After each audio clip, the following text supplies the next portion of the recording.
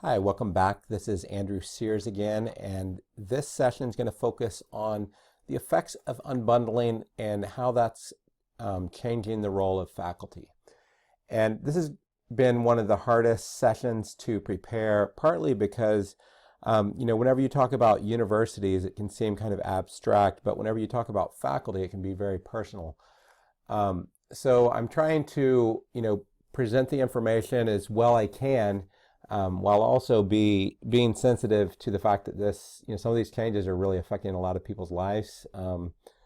And how do we care for people and how do we support people in these economic transitions? So the first thing I want to talk about is just a review of Porter's 5 forces model for universities.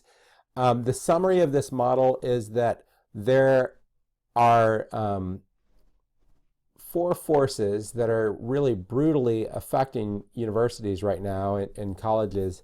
The new entry, buyer power, threat of substitutes, and competitive rivalry. Those are all pressures that they're feeling right now. And the biggest outlet they have right now is faculty.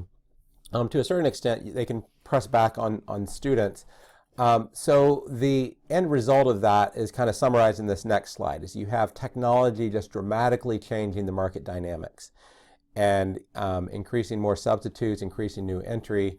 And the university, the only way to cope really is to put pressure outward to both the faculty and the students. So the students feel it in the form of increased tuition, and that only works whenever the whole industry is raising. But at some point, there's going to be limitations on that, and then there's going to be, people pricing much more aggressively. The other is on faculty. The pressure on faculty where there's fewer tenure track jobs, more adjunct jobs, and lower salaries. So that's the big picture of what's happening. As universities are barely getting by, the way they're sustaining things is putting increased pressure on students through tuition and faculty.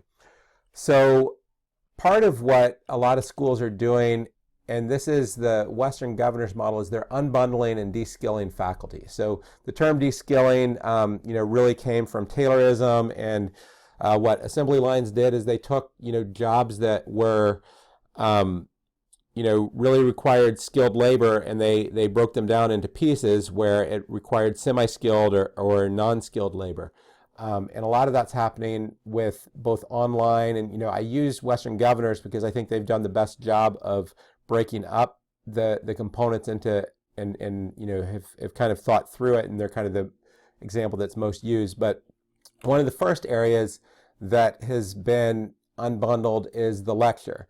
And much of course content is now outsourced as the course content market becomes like the book market. So Western Governors decided they weren't going to, where possible, they were just going to outsource all of that, and they went to companies like Pearson and they bought courseware from them. MOOCs are another example of this, where MOOCs really aren't that dramatically different from a multimedia book as in their current format. I think they could change from that, but they're kind of a form of courseware where you get 90% of the course and then the faculty has to tweak it a little bit. But a lot of the work that was done formerly by faculty, it's kind of like a prefabbed course, like a prefab house.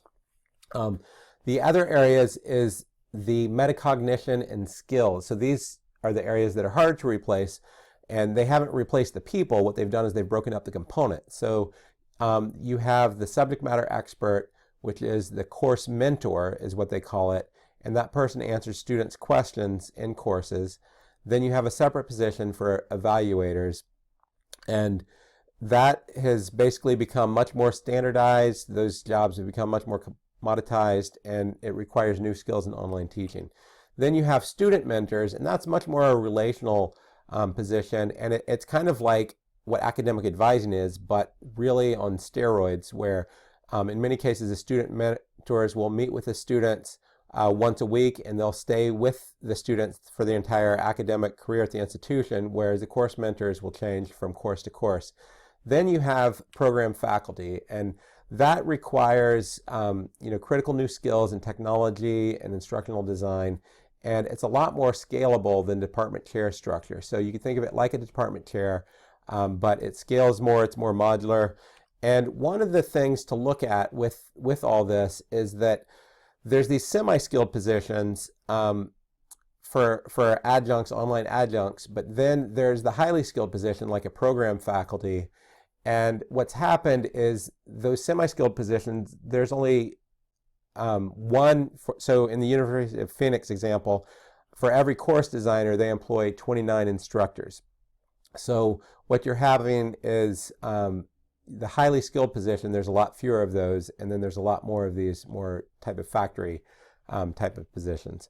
And the universities, the reason why they're doing it is because this is a way to achieve efficiency, and they're under cost pressure. So now, if you look at the Porter Five Forces model, and this is for faculty, so faculty are at the center of this one. The other model, the university was at the center. And what are the factors that are affecting faculty as a market, their competitiveness? So the threat of new entry has been dramatically increased. All of a sudden, you have the market for online faculty is distance independent. So people all over the country are competing with each other, and all over the world are competing with each other. Then you have prepackaged course publishers. You have a glut of graduate education where especially the for-profits, but even non-profits, they realize there's a lot more profit in graduate education, so they cranked out 10 times, sometimes 100 times more PhDs than there were jobs. So that has created overcapacity. Then you also have the buyer power. So as the faculty, universities are approaching the faculty, the buyer power of the university has been dramatically increased through standardization, unbundling faculty, and online content. So many universities will do a job posting. They'll have 500 applicants for one online job posting. And the threat of substitutes, you have commoditized content happening. You have open education resources. Faculty are now competing with MOOCs. They're competing with things like Khan Academy. You have paid courseware from vendors like Pearson and McGraw-Hill. You have student mentors and instructional designers that have broken out the components. And then you have the one area that faculty can benefit is through the supplier power. The supplier of faculty is really information, and research. So, that is more readily available. You have better research tools, more open content, increased access to published resource. So the question is, how do you respond, and what's happening in the big picture? Ultimately, what's happening with faculty productivity is the same thing that's happening in other sectors. So Eric Benjolfskin from MIT is probably the world's expert on this. He wrote Race Against the Machine and the Second Machine Age. Lights in the Tunnel is another big one. But the summary of what's happening is you're not replacing people with machines. You're replacing 10 people with some machines and one person. So what that's doing is it's gutting the middle, and that's summarized by this book, Average is Over. Now, you can see this shown graphically through, this is research that was done by Pew and shown by the Financial Times, where in 1971, you can see there's a big bulge in the middle class, but that bulge has been flattened out, where the average income has been dramatically decreased for the middle class, and what's happened is a lot of that's going towards these the superstars, and that's this big red dot that goes way up from where the blue dot was, and a lot of that's being driven by technology. So the question is, if you're in an industry that's going through significant automation, what are case studies you can learn from? Farm jobs is a big one. So from 1800 to 2000, you went from 90% of the economy to 2.6% of the economy. U.S. manufacturing is another one, from 40% of the economy down to less than 10. And journalism, I think, is probably the best example. Jobs are down 42% from their peak. I think that faculty are going to look more like journalism, where there's still going to be the need for journalism, but it's going to be few and far between in terms of the job. So the question is, how do you justly serve faculty and facing declining economic prospects? And will faculty research go the way of investigative journalism, where it just doesn't make economic sense in many cases? And really, there's 4 ways of responding. One is the subsidy response. So, farms still are subsidized by most governments. Detroit was bailed out by the U.S. government, and there's limitations to that. And then the second is the response of unions. That's ultimately going to be limited to an institution's financial viability, as the Hostess case happened, where they unionized, but then Hostess wasn't viable. And in many cases, that's going to be the situation with universities. The third is regulation. You could try to regulate efficiencies, and then the fourth is through retraining. And one of the other things I want to talk about is, why is power shifting from faculty to the administration? Because I talk with a lot of faculty, and they say, the university is really going to help because all the power is shifting from the faculty to the administration. And the reason why is because ultimately all universities have to be responsible to a board. The board ultimately has to make sure that the university or college is financially viable. They understand that the financial viability is becoming a major issue. For those of them that are, understand the trends, understand that it may be hard for faculty to balance the budget if it, they might have to make decisions that are against their self-interest, asking questions like, what if alternative models like unbundling faculty or Western Governor's model is more efficient? That's a hard question to ask if that's your job that's involved there. The third reason is that there's organizational dynamics that are changing, that are really requiring stronger executive function, and you can see some examples of that if you read the book Organizational Design by Burton. But ultimately what it gets down to is these organizations are struggling to survive, and the administration has to make some tough calls, and that requires strong executive function to do that. So having said all that, I want to focus on this area, and I'll touch on some of these things around regulation in a later talk, but I want to focus on the retraining. So I do a lot and I teach a lot of courses on equipping people for the future economy. And the top 3 books I recommend that people look at, and this is what I would recommend for faculty in the future, is you look at these 3 books. So The Startup of You by Reid Hoffman, the founder of LinkedIn. He also wrote a book called The Alliance. And there's another book called Platform, Get Noticed in a Noisy World. And each of these are really about how do you become, the superstar, because if the future is that you're going to have superstars and you're going to have factory workers, if you don't want to be a factory worker, then you need to become the superstar. And there's other things that you can do. But some of the case studies you can look at, farming, manufacturing, music industry, journalism, TED. So in many of these case studies, what happened was there was a much higher demand for live musicians before the advent of radio and records.